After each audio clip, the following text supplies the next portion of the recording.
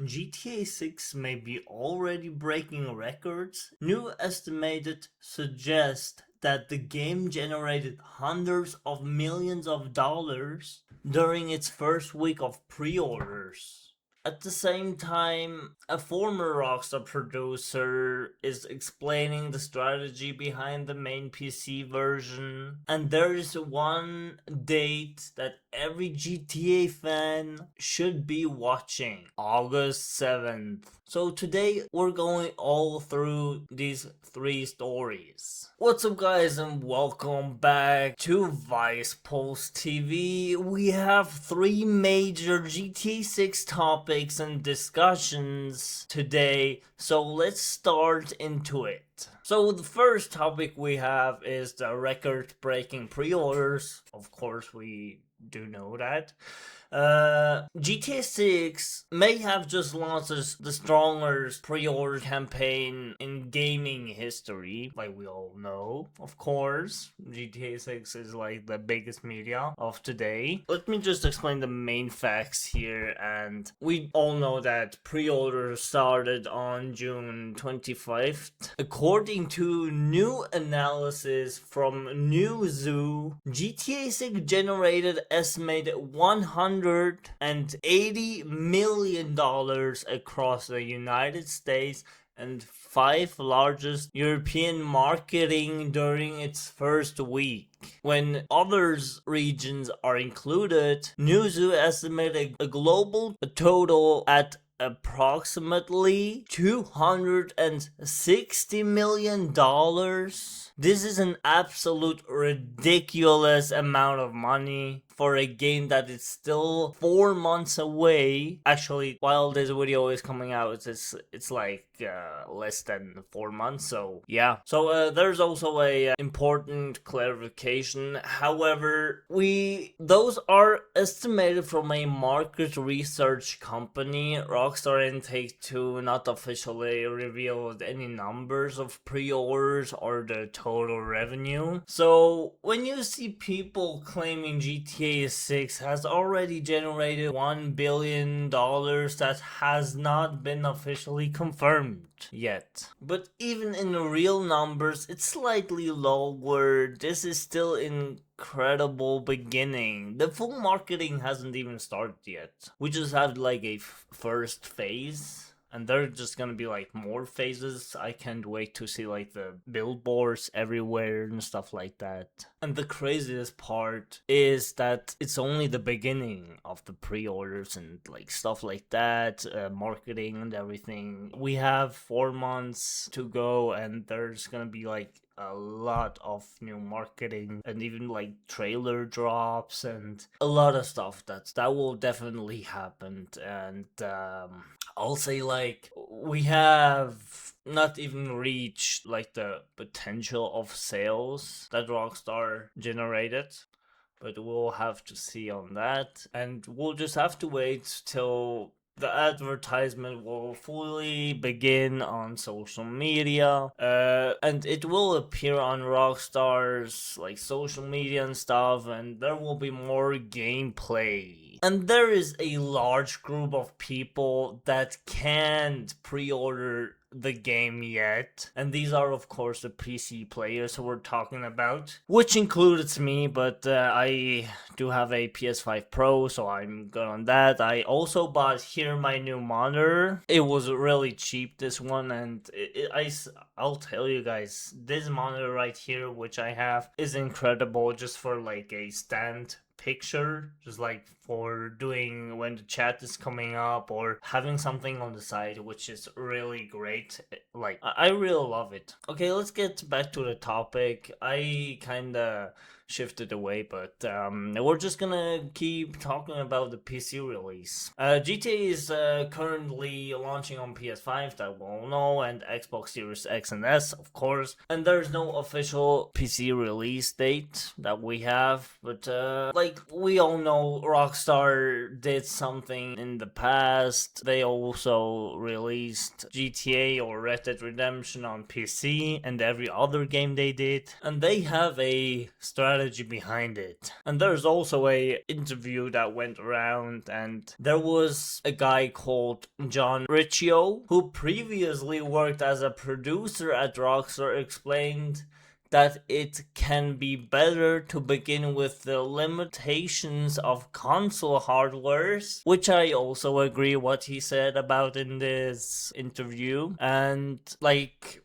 I think the console players have a type of limitations, but the PC players, they will definitely have a full extended look at the game, which I'm also excited about for my PC. And yeah, I'm really excited to see what the specifications are for the PC, which I'm ready for. I have like one of the best PC I've built it here, so I shouldn't be worried about anything. And yeah, but this interview, so like he doesn't, like John Ricchio, he no longer works at Rockstar. That is a thing that is not an official statement from the current GTA 6 development team, but his explanation does make sense from my view. How much did the PS3 and Xbox 360 limit what Rockstar wanted to do with GTA 5? Ooh, interesting. I don't remember anything specific that we were trying to do that we couldn't do because of hardware. I don't remember those being conversations. Some engineer that worked on the project may be like, dude, you're forgetting Ricchio. But I don't remember anything specific where we're like, oh, we would love to do this, but we couldn't. I think we were always chasing performance. We were always trying to do more than would be performant, so like we'd implement stuff in Rage or, the game engine or in the game, and it would be like, this runs terribly, or we couldn't get enough ambient activity in the world where like, the feel of the world just wasn't right because we couldn't have enough people, or we couldn't have enough, ambient events, in the same area, stuff like that. I think those were conversations that were ongoing, but I don't think hardware was the limitation as much as it was like, hey, we need to optimize the game to run better on the hardware that we've gotten. I'm trying to think if at any time at Rockstar we had like a hardware. I mean, when we talked about like, there'd been conversations about other types of platforms and could we do things on different platforms or, that kind of thing, or even just the trade-offs between like PlayStation and architecture and Xbox architecture. Sometimes there were trade-offs there where we had to kind of figure out like, okay, well, maybe we have to pick the lowest common denominator and not use something on a particular console because it's too difficult to maintain two paths. But yeah, I don't remember anything specifically that was like we couldn't do it on PS3. We always said, well, hey, the game has to run, so we'll change the game. Well, you could also plan around it, right? By the time GTA 5 came around, you'd already done GTA 4 and Red Dead, so you'd understand the hardware and its limitations. And so I'm thinking you could just build the game. Well, you already know what the limitations are, so you can just build the game around it. Yeah. I think that's usually how it goes. I think, there's old stories about, people, modifying hardware, to make things work, or, to like, we're going to give Sony some updates to their code to make it, our game run but that's pretty rare. Most of the time you take what you've got, and, that's a lot of times why people love developing initially on PC. And then, porting over there. So before ship, we'll get everything onto console. I think that's less fashionable now, but there was a time where that was kind of a thing where we'll make it run on PC and then we'll go, to these other platforms. And it just causes so much problems down at the end. So you're much better off starting with the constraints and then going. And sometimes every once in a while, there'll be like advanced features that you could take advantage of later that you can decide to plan for or not. But yeah, it's always better to start with the constraints and then extend, because shrinking is a lot harder than extending. It's way harder to make your game performant than it is to just be like, oh, we've got extra room, cool, we can de-optimize some things or do things, make them more shiny. Every PlayStation 5 user essentially have the same hardware. The same applies to Xbox Series consoles. On PC, there are 1,000 of different combinations, of course. Different graphic cards, different processors, different drivers, different opportunity systems and performance settings. Testing a PC version, very first requires additional time, employees, and money, of course. This is a article I'm reading right here, so I don't really know what this means. 3, 4 requires additional time. I don't personally know what that is, but maybe you guys understand it. So that all doesn't mean that the PC players are cooked. It doesn't mean that Rockstar hates PC players either. It simply means that PC is not the first priority, particularly launch. So we do know why it's not their priority, because they have more PlayStation players, of course. PC is also growing, so they might also get a lot of players when they're gonna like drop GTA 6 on PC, but their main priority is the PS players and the Xbox players, of course. And there's also one point that I want to make, and they also not gonna bring GTA 6 day one on PC because of this right here.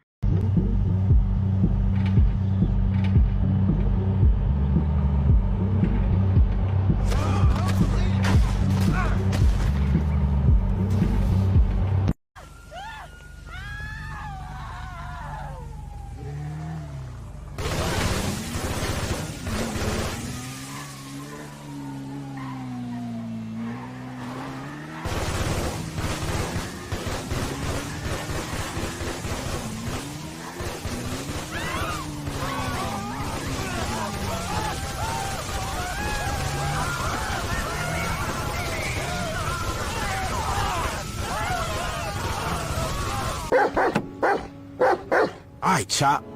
Chop, chop, chop.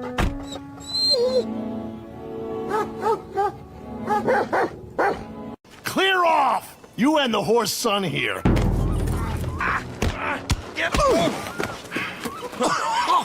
Now who's next? Let the boy go. Let him go! Come with me. Shame on you. He's just a goddamn boy! Let's get you out of here.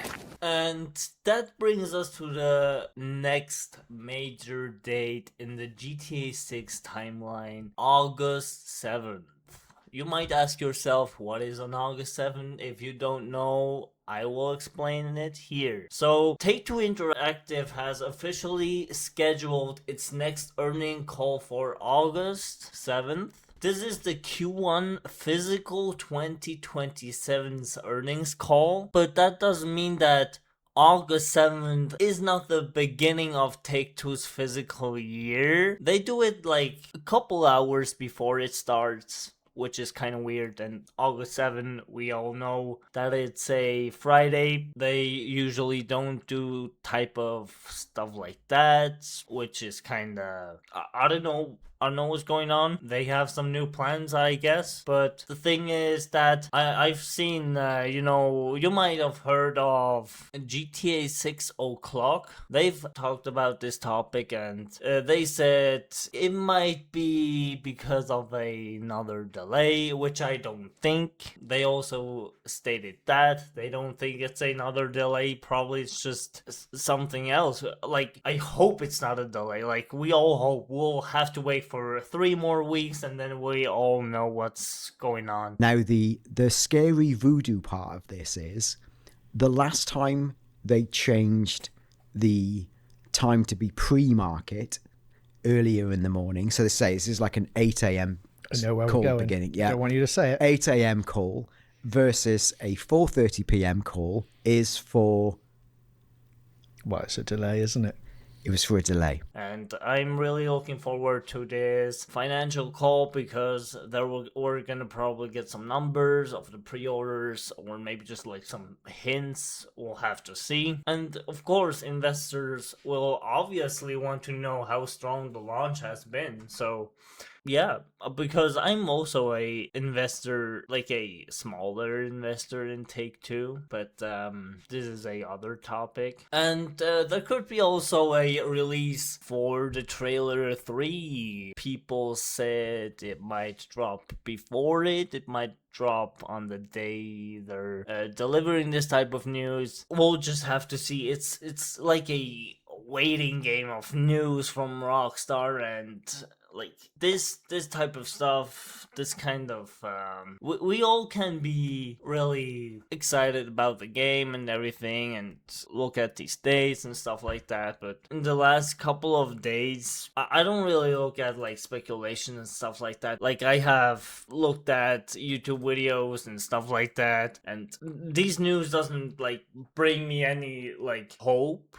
I'll have to see from Rockstar itself if they gonna do like something, they gonna like bring out maybe a new trailer. It's only official when Rockstar is posting something about GTA, like we have with the pre-orders. And yeah, this is it. This is the things that we have. So but I would see in the earnings call that they're gonna talk about maybe the future of marketing, maybe just the week after they're gonna start like the marketing billboards, like the sphere, the big sphere, and like other type of stuff. I would definitely see that they're gonna talk about in this, so they're gonna like promote the GTA 6. Like Strauss Zelnick said once, like he got asked the question, why do you even need to promote the game? Why do you have to make marketing for the game? It's mainly that big. But he said there is a difference between the game already being big and pushing it a little further. I'm not quite sure what he said in the interview. Do you really need to spend money on marketing on what I think is one of the greatest word of mouth products in history? We do. I think there's a difference between awareness and energy, and we need to create the energy. We do have the awareness. The anticipation is huge. It's bigger than ever before. But in our business, you do have to tell people what's coming, and our consumers want to know that this is going to be great, and they want to see what the visuals look like. It is a challenge because we want the product to be authentically owned by our consumers. Right. And so the marketing has to be delicate. It has to feel like, you know, this is real. This is not, we're not selling hamburgers. We're selling this unique art form. Right. The question is no longer whether people are interested in GTA 6. Estimated pre-order numbers already answered that question. The real question is, how much bigger can this become before November? So GTA 6 may already have a stronger pre-order campaign ever recorded. Rockstar's delaying PC release appears to be based on development priorities and a larger platform strategy. And August 7th is now the next important date to watch forward to. But remember, the sale numbers are estimated. The PC explanation came from a former Rockstar producer, and no new trailer has been officially confirmed yet. So let me know in the comments what you think. Did you already pre-order GTA 6 is my question here also. And which version you already pre-ordered. And now, what do you think will receive another trailer before August 7th or after it? Leave a like, subscribe to Vice Pulse TV, and I'll see you in the next one.